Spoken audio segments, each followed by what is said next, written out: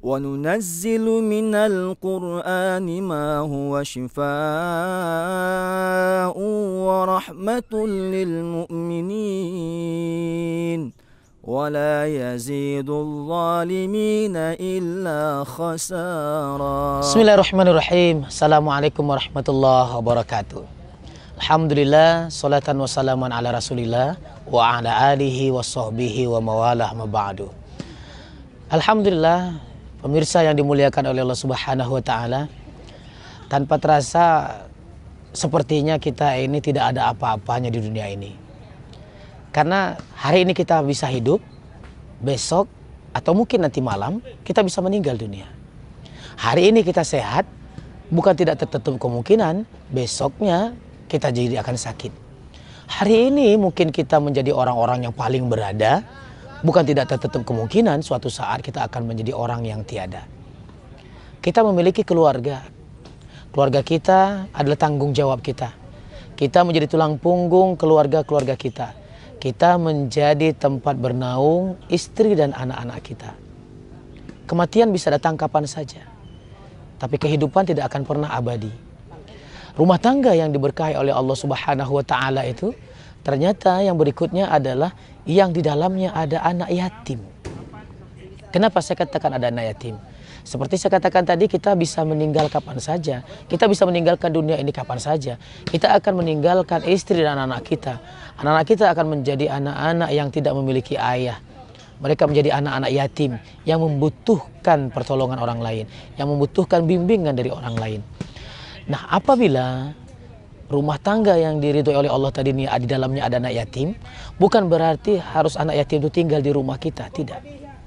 Tapi anak yatim itu dalam pengasuhan kita, dalam pengawasan kita, dalam didikan kita. Jamaah dimuliakan oleh Allah Subhanahu wa taala, Rasulullah ada mengatakan, "Ana wa kafilul yatimi fil jannah hakaza." Wa asyara bisababati wal wusta wa farraja bainahuma. Saya dan orang yang mengurusi anak yatim, saya dan orang yang menyantuni anak yatim di surga itu seperti ini. Nah, apa yang terjadi apabila semua anak-anak yatim itu tidak ada yang menyantuni, tidak ada yang mengurusi? Maka akan datanglah orang-orang di luar sana yang tidak bertanggung jawab, yang mereka akan mengambil alih tugas dan tanggung jawab kita serta peran serta kita dalam menjaga anak-anak yatim tadi. Mereka akan membawa anak-anak yatim ini ke dalam agama mereka, ke dalam keyakinan mereka, ke dalam rencana-rencana mereka. Na'udzubillah min zalik. Apabila anak-anak ini diambil oleh orang-orang yang tidak bertanggung jawab, dididik oleh orang-orang yang tidak bertanggung jawab, bukan mustahil suatu saat justru anak-anak yatim inilah yang akan menjadi musuh-musuh kita. Mereka lah yang akan ikut serta menghancurkan agama kita. Sudah selayaknya kita, seorang yang diberikan oleh Allah kemudahan, orang yang diberikan oleh Allah sedikit amanah dalam berupa harta yang berkecukupan, ikut serta dalam menyantuni anak yatim tadi. Mereka hidup dalam penaungan kita, mereka hidup dalam asuhan kita, mereka hidup dalam pendidikan kita. Kita bantu anak-anak tadi ini, kita hidupkan semua keinginan dan harapannya. Mungkin ketika orang tuanya telah meninggal dunia, ayahnya telah tiada, ibunya juga telah tiada, mereka sempat putus harapan, tidak tahu lagi apa yang akan direncanakan, tidak tahu lagi apa yang akan mereka perbuat. Tapi dengan hidayah Allah Subhanahu wa taala, Allah kirimkan orang-orang yang mau membantu mereka. Allah kirimkan orang-orang yang ikut sayang dengan mereka. Nah, kita undang mereka datang ke rumah kita. Kita ajak mereka ikut makan. Kita ajak serta mereka ikut dalam sebuah acara yang mungkin mereka ikut serta di sana, entah piknik sebentar, entah ke laut katakanlah, entah ikut dalam sebuah acara kenduri atau acara pesta. Bukan sekedar kita undang sesama anak yatim, tidak. Kita undang mereka untuk ikut serta dalam kegiatan-kegiatan kita bersama keluarga. Dan ketika nanti mereka dewasa, mereka akan ingat. Mereka juga akan ikut berdoa, "Ya Allah, tolong orang yang sudah membantu saya. Lindungi orang yang sudah memberikan naungannya kepada saya.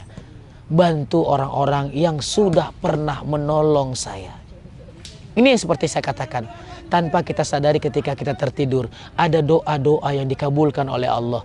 Bukan karena hebatnya kita berdoa, tapi karena ada orang di luar sana yang berdoa. Walaupun mereka bukan anak-anak kandung kita, tapi mereka bagian daripada awaladin solihin yad'ulah, anak soleh yang mau mendoakan.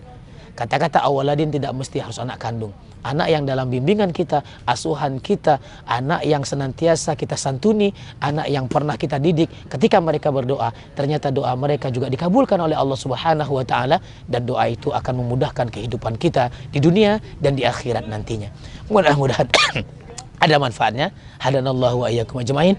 Assalamualaikum warahmatullahi wabarakatuh. وننزل من القرآن ما هو شفاء ورحمة للمؤمنين ولا يزيد الظالمين إلا خسارا.